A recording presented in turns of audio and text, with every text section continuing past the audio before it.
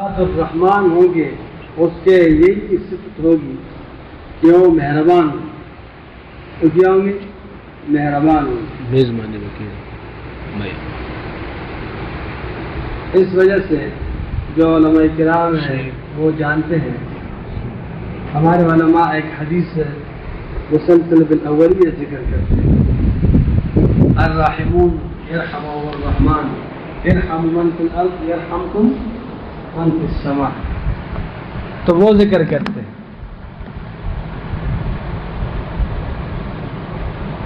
کہ جو مہربان ہوتے ہیں اس پر کون مہربانی کرتے ہیں؟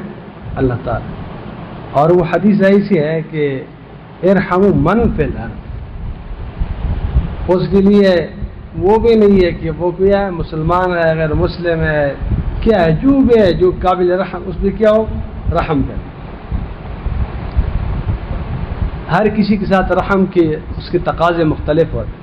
کسی کافر کے لیے رحمت کے جذبات یہ ہوتے ہیں کہ یہ کس طرح سے اسلام میں داخل ہو جائے، کیسے یہ جو اندھیروں کی زندگی سے باہر نکل ہے.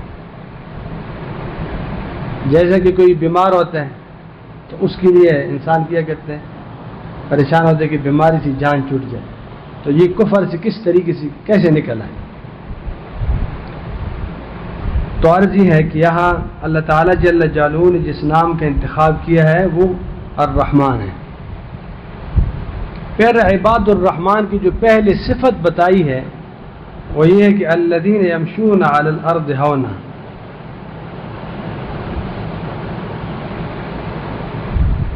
یہ اس کی ایک صفت ہے. عاجزی کی صفت یہ ہے کہ عباد الرحمن میں تواضع ہوتی ہے اور چلتے پھرتے اٹھتے بیٹھتے ان چیزوں میں چال چلن میں وہ عاجزی اور اس سے کیا ہوتی ہے ٹپکتی ہے.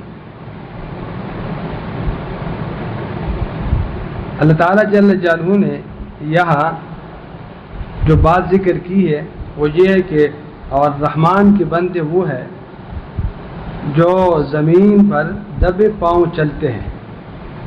احمد علی لاہوری رحمہ اللہ اس کے یہ ایسے اس سے کرتے ہیں.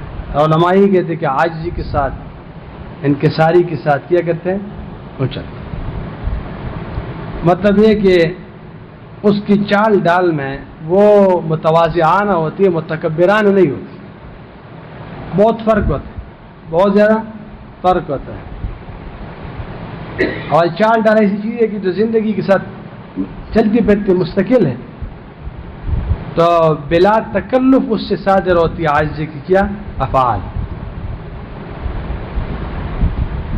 بعض دفعہ تو ایسے ہوتے ہیں نا کہ تکلفاً کرنے پڑتے ہیں، بعض دفعہ ایسے ہوتے ہیں کہ وہ بلا تکلف بس اس کے کیا ہوتے ہیں ایک ملک ایک بن جاتے.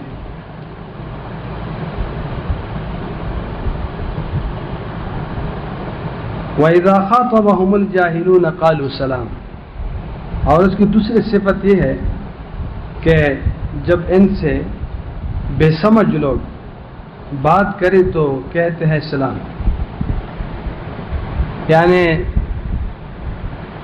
بعض لوگ تو ایسے ہوتے ہیں جاہلین سے یہاں مراد علماء و مفسرین کہتے ہیں کہ یہ نہیں مراد کہ جو ناسمجھ ہے اور سمجھنا چاہتے ہیں اس کو سلام کرے. اس کے بارے میں تو ہمدرد ہوتے ہیں، مہربان ہوتے ہیں، اس کو تو سمجھانا چاہتے ہیں، وہ تو قدردان ہوتے ہیں، وہ تو اس میں تو طلب ہے، اس کو تو وہ تو اس طرح ہے.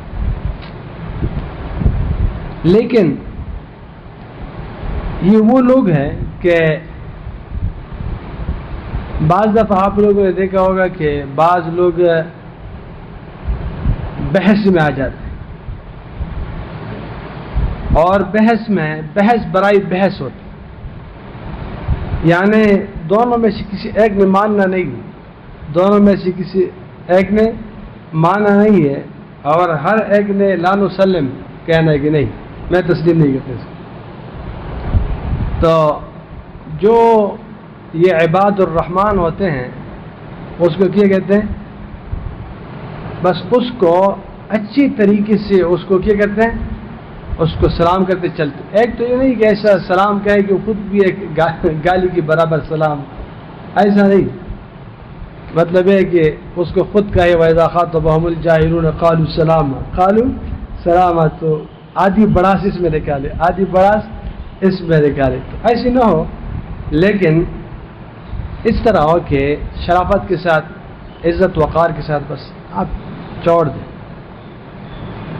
نہ الجھے ان کے ساتھ. وہ شاید آپ کو الجھانا چاہیں، اس کے خیال یہ ہو کہ الجھ جائے، بس آپ کو سمجھ آ گئی کہ بس یہ کوئی ویسے غیر ضروری معاملہ ہے. تو وہ لوگ ایسے ہوتے ہیں کہ والذین هم عن اللغو معرضون، مومنین ہوتے ہیں بس اعراض کرتے، کوئی زیادہ اس کی توجہ نہیں دیتے. اور یہ ہمارے اکابر کی بہت بڑی خلق تھی کہ بالکل نظر انداز کرتے تھے، بس پھر توجہ نہیں دیتے اس طرح کہ بس ابھی یہ کوئی فائدہ نہیں اس چیز کا، بلا فائدہ ہو گیا، بلا فائدہ ہو گیا. تو اس کے یہ صفت ہے. والذین یبیتون لربہم سجدا وقیاما، اس کے ایک صفت یہ ہے، اور وہ لوگ جو اپنے رب کے سامنے سجدے میں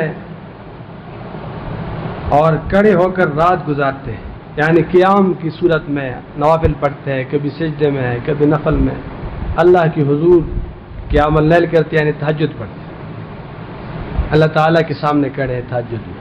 عباد الرحمن کی ایک صفت یہ ہے. آپ لوگوں کو اٹھائے جاتے الحمدللہ تہجد میں، اور یہ جو راتیں چھٹی ہوتی ہیں تو اس میں تہجد مشکل ہوتی ہے. ہمارے پشت میں ایک مثال ہے، والد صاحب کبھی کبھی وہ اس مثال کو بیان کیا کرتے تھے. مثال نہیں، یہ ایک مثل ہے، ضرب المثل. وہ کہتے ہیں کہ دجمی شیخ نمن، دجمی شیخ نمن، وہ کہتے تھے کہ جو سردیاں ہوتی ہیں نا تو اس میں تو اتنے لمبے راتیں ہوتی ہے کہ وہ تو انسان تک جاتے ہیں، 4 بجے تک جاتے ہیں، اور نماز ہوتے 6:30 بجے. تو وہ کہتے ہیں کہ اس کی جو سردیوں کی تہجد ہے یا اس کی جو بزرگی ہو ہم نہیں مانتے، وہ نہیں. اس میں ان جو تنگ راتیں ہو اس میں اٹھ جائے تو پھر وہ واقعی مجاہدہ بھی ہوتے ہیں، مشکل بھی ہوتے ہیں. الحمدللہ آپ لوگ اٹھتے ہیں، اللہ تعالیٰ قبول فرمائے. تو یہ ایک صفت ہے کہ والذین یبیتون لربہم سجدا وقیاما. اس کے بعد پھر ایک بات اور فرماتے ہیں، یہ دونوں آپس میں لگتے ہیں. اللہ تعالیٰ جل جو فرماتے ہیں والذین یقولون ربنا اصرف عنا عذاب جہنم ان عذابها کان غراما، اور وہ لوگ جو کہتے ہیں اے ہمارے رب ہم سے دوزخ کا عذاب دور کر دے، یعنی جہنم سے ہماری حفاظت فرمائے، اس کے عذاب سے حفاظت فرمائے. ان عذابها کان غراما، بے شک اس کا عذاب پوری تباہی ہے، بے شک وہ برا ٹھکانہ اور بری قیام گاہ ہے. انہا ساعت مستقر و مقام.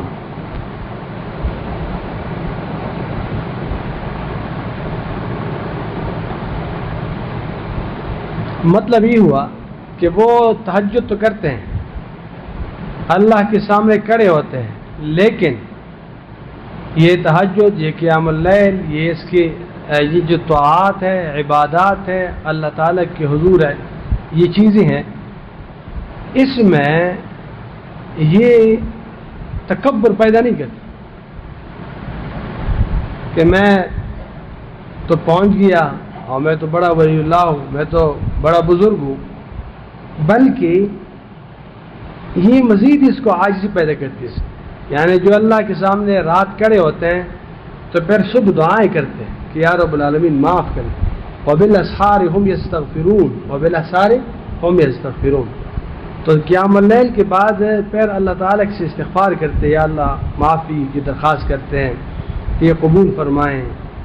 انبیاء علیہ السلام عبادت کر کے نبی کریم صلی اللہ علیہ وسلم کے پاؤں مبارک پہ ورم آ جاتے، لیکن پھر بھی فرماتے ما عبدنا کا حق عبادت، ہم نے کیا نہیں کی، بندگی نہیں کی. جس طرح کا حق ہے کون ادا کر سکتے اللہ تعالیٰ جل جلالہ کی بندگی کے حق.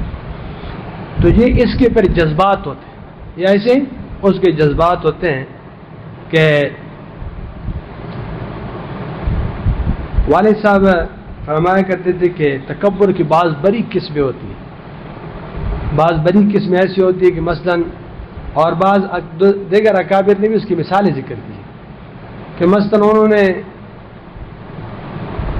تہجد پڑھی ہے، قیام اللیل کیا ہے، اور صبح کے وقت کسی مثلاً واش روم کے لیے لائن لگا ہے تو اس میں یہ کریں. اگر اس کے دل میں یہ آتا ہے کہ یار لوگوں کو میرا خیال کرنا چاہیے، میرا خیال کرنا چاہیے، تو یہ کیا ہے؟ یہ تکبر. اس کے دل میں تھوڑی سی کیا ہے؟ اپنے انا کا مسئلہ ہے. وہ اپنے آپ کو بڑا سمجھتے ہیں، کیوں کہ وہ عمل کیا، رات کا قیام کیا، اس کی وجہ سے اپنے آپ کو بڑا سمجھتے ہیں دوسرے سے. تو یہ مٹانا چاہیے. یہاں والد صاحب نے ایک چھوٹی سی ایک بات لکھی ہے، وہ میں نقل کرتا ہوں.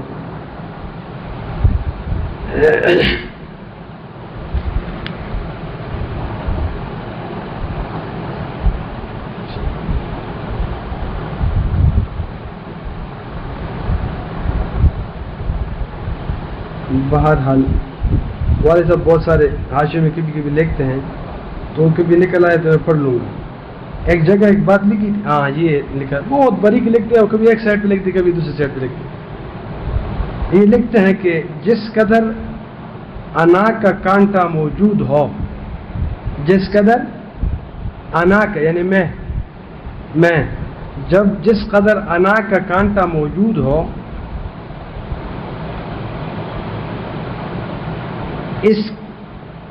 اس کی دل کا آئینہ زنگ آلود ہوتا ہے.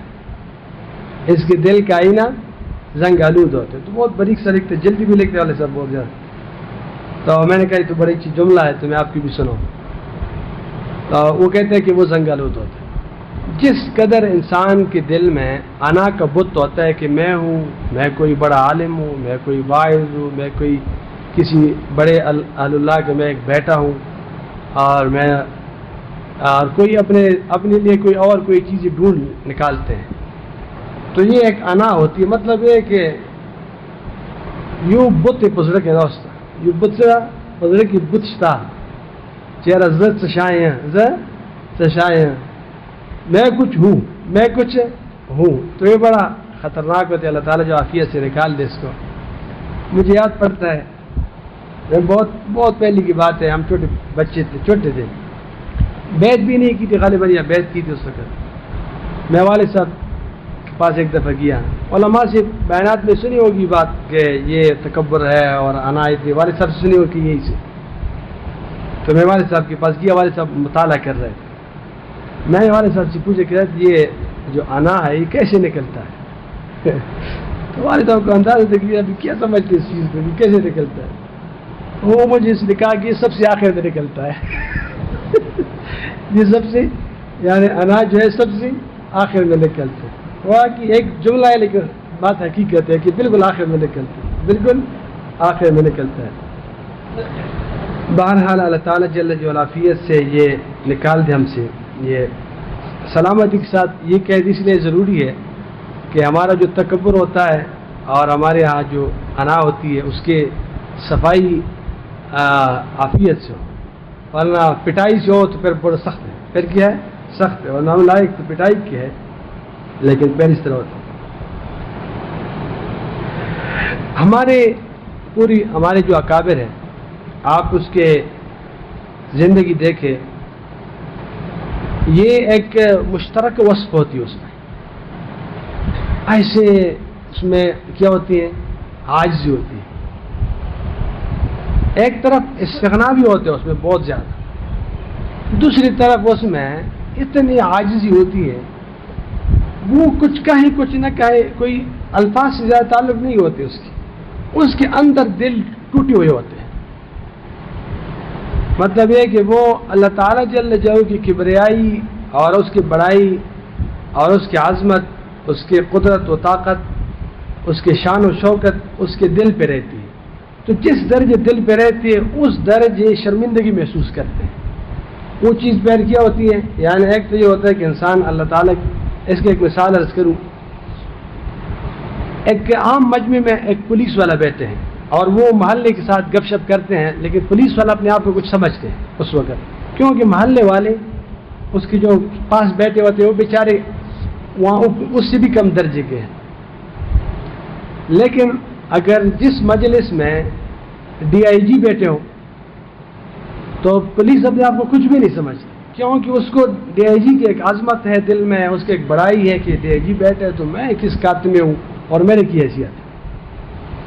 اور اگر اس سے بھی بڑا افسر ہو اور پھر بادشاہ بیٹھے ہوں تو پھر تو کچھ نہیں سمجھتے.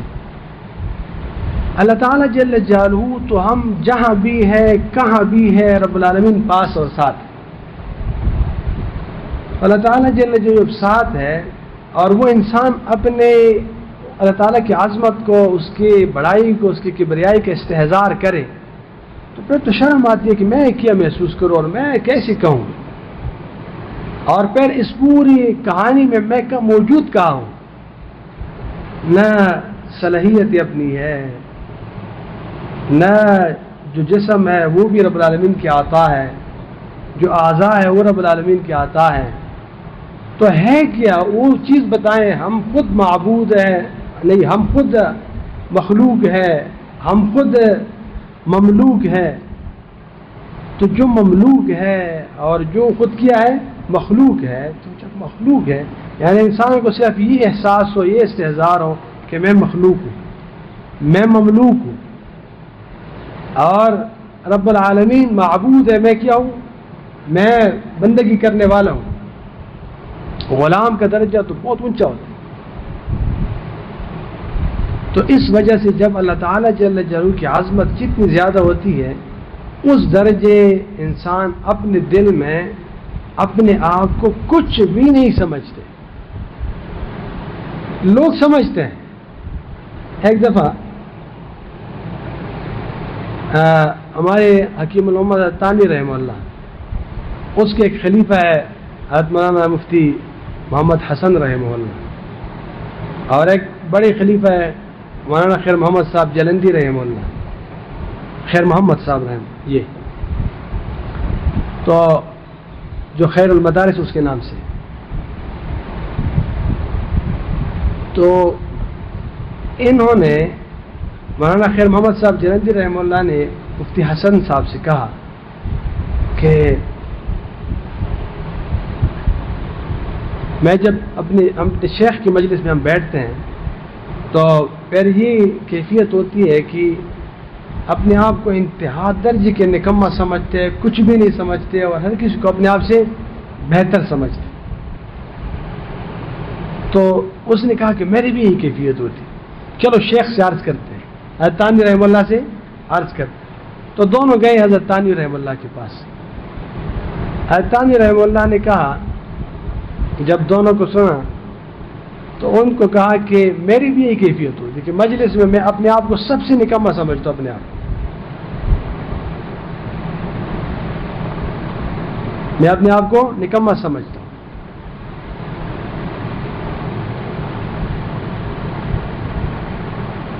حضرت حاجی امداد اللہ رحمہ اللہ بہت بڑے بزرگ ہے ہمارے اکابر کے،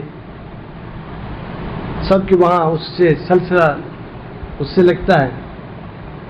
تو ایک ڈاکٹر تھے اور رشتہ دار تو نہیں تھے، عام ایک اس کے جاننے والے تھے.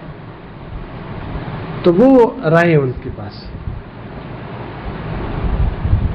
انہوں نے سوچا کہ حاجی امداد اللہ مہاجر مکی رحمہ اللہ اس کے پاس اتنی دنیا آ رہی، کیا مسئلہ ہے اس میں؟ کیا کمال ہے، کیا خوبی ہے، کیا اس میں کوئی کرامت ہے، کوئی کشف ہے، کوئی چیزیں ہیں؟ تو انہوں نے کہا کہ میں تو عرصہ رہا آیا اور میں نے کوئی خاص ایسی کمال نہیں دی کیا.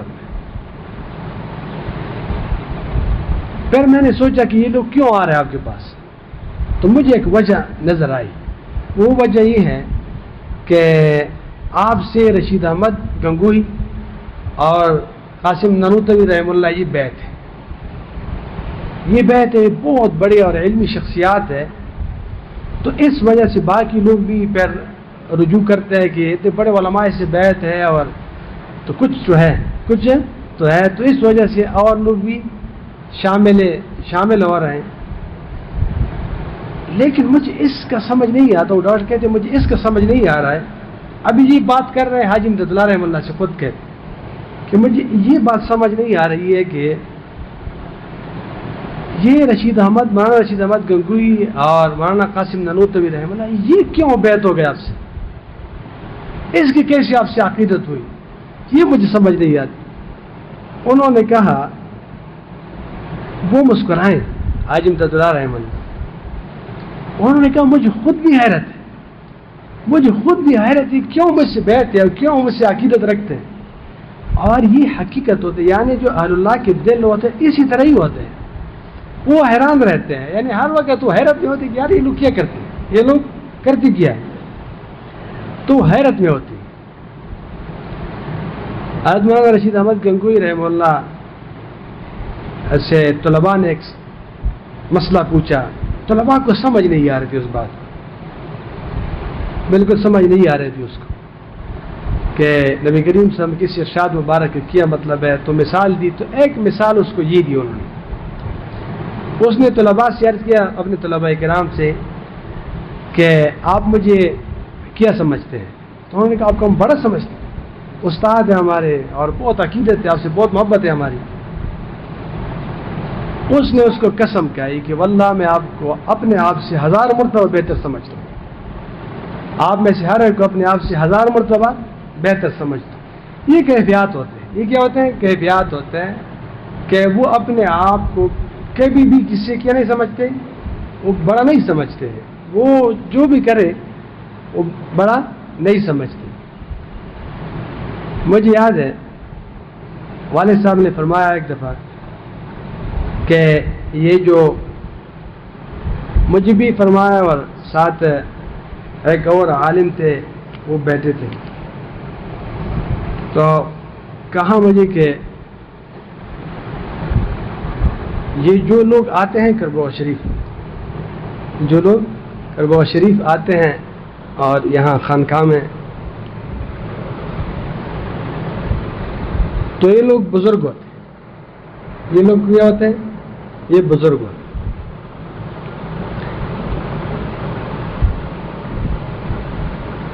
اور جو جن کے پاس آئے ہیں اس کو کوئی پتہ نہیں, یعنی اس جن کے جو آئے ہیں اس کی بزرگی میں شک نہیں, اور جس کے پاس آئے ہیں اس کی بزرگی میں شک, کوئی پتہ نہیں چلتا کہ اللہ کے اس کا کیا معاملہ ہے. اور پھر اس کی وجہ بتائیں کہ دیکھیں جو لوگ آتے ہیں یہاں تو کس نسبت سے آتے ہیں؟ اللہ تعالیٰ کے لیے آتے ہیں, اللہ تعالیٰ سے تعلق جوڑنے کے لیے آتے ہیں, اپنے اصلاح کے لیے آتے ہیں, اور اللہ تعالیٰ کی یاد کے لیے آتے ہیں. تو یہ تو ظاہر بات ہے کہ سالکین ہیں, طالبین ہیں, طلب والے ہیں, دین والے ہیں, دین کے درد اور تڑپ لے کر آئے ہیں, تو یہ تو بزرگ لوگ ہیں, اللہ کے مہمان ہیں. لیکن جن کے پاس آئے وہ تو ان کے اپنی ایک حسن ظن ہے, یعنی وہ تو ان کے ایک حسن ظن ہے کہ چلو یہاں ہم جا رہے ہیں, ان کے پاس جا رہے ہیں, وہ تو ان کے حسن ظن ہے. تو یہ تو خود بزرگ لوگ ہیں, تو جو آئے ہیں تو ہر ایک کو بزرگ سمجھے کہ وہ کیا ہے, یہ بزرگ ہے. اور جن کے پاس آئے ہیں اس کا معاملہ اللہ تعالیٰ سے ہے, وہ پھر خود اللہ تعالیٰ بہتر جانتے ہیں کہ اس کا کیسے معاملہ ہے, وہ کیوں بیٹھے ہیں اور وہ کیا چاہتے ہیں, اس کا کیا مطلب, اس کا کیا غرض ہے. تو ہمیشہ حال اللہ اس طرح ہوتا ہے. بلکہ کربوغ شریف کے بارے میں تو والد صاحب ایک اور بات بھی عرض کرتی تھی, وہ بہت اہم ہے. مجھے بہت پہلے عرض کیا تھا, بہت پہلے کی بات, فرماتے تھے کہ دنیا میں بہت مراکز بنیں گے, بہت مراکز بن جائیں گے دارالایمان اور تقویٰ کی پوری دنیا میں. اس وقت باہر دنیا میں مراکز نہیں بنے تھے. پھر تو والد صاحب کی زندگی میں بہت کام پھیل گیا, بہت سارے ممالک میں کام پھیل گیا, درجنوں ممالک میں پھیل گیا. اس وقت بالکل نہیں پھیلا تھا کام. مجھے کہا کہ دنیا میں کام پھیل جائیں گے, لیکن ایک بات یاد رکھیں کہ یہاں ایک خصوصیت بتاؤں میں, چند امتیازی چیز. اس نے کہا کہ کربوغ شریف یہاں جو آنے والے ہوتے ہیں وہ بڑے خالص ہوتے ہیں. بڑے کیا ہوتے ہیں؟ خالص ہوتے ہیں. اس کی بنیادی وجہ یہ کہ ایک تو یہاں آنے کا سفر بڑا کیا ہے, مشکل سفر ہے. والد صاحب فرماتے تھے کہ آدھی اصلاح تو راستے میں ہو جاتی، آدھی اصلاح تو راستے میں ہو جاتی. ایک تو یہ مشکل ہے اس میں. دوسری اہم بات یہ ہے کہ کربوغ شریف میں دنیا کی کوئی اور چیز نہیں ہے، نہ اسپتال ہے، نہ کالج ہے، یونیورسٹی نہیں ہے، بازار نہیں ہے، منڈی نہیں ہے، دنیا کی کوئی اور حوائج نہیں ہے، زندگی کی کوئی چیز نہیں ہے کہ لوگ اس کی نیت کریں. تو یہاں جو لوگ آتے ایک خالص ایک ہی نیت ہوتی ہے، بس وہ اللہ تعالیٰ کی نیت ہوتی ہے، بس اور کر نہیں سکتے، یعنی اور کوئی نیت ہے نہیں کہ کر لیں. اس نے مجھے بتایا کہ مثلا ہمارے اسلام آباد میں جگہ ہے، پشاور میں جگہ ہے، ہم جاتے ہیں یہاں سے تو انسان ہے، اس کی تو کافی حوائج ہوتے ہیں، اس کی تو ضروریات ہوتی ہیں.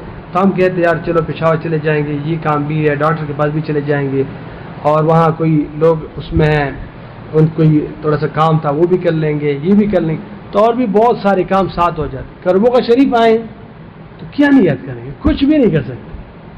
تو یہ ایک خالص ہوتے ہیں. تو یہ واقعی بڑے اس کے بات تھی کہ یہاں تو دیکھیں یہ جو والد صاحب اس کا سوچتے تھے تو کبھی اپنے بارے میں نہیں جو دوسروں کی عظمتیں ہیں وہ سوچتے کہ جو آئے ہیں وہ کتنے عظیم ہیں، جو آئے ہیں وہ کتنے عظیم ہیں، وہ کیسے لوگ ہیں.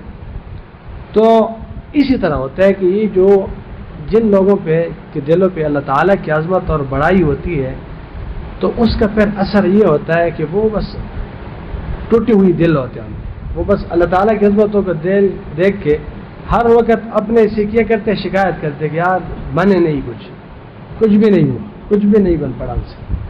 ہاں لوگ سمجھے وہ الگ سمجھے، اس کا اپنا کام ہے، لیکن اپنی دنیا اس طرح ہوتی ہے، اپنی دنیا اس طرح. اللہ تعالیٰ جو ہمارے دل کو بھی ایسا بنا دے.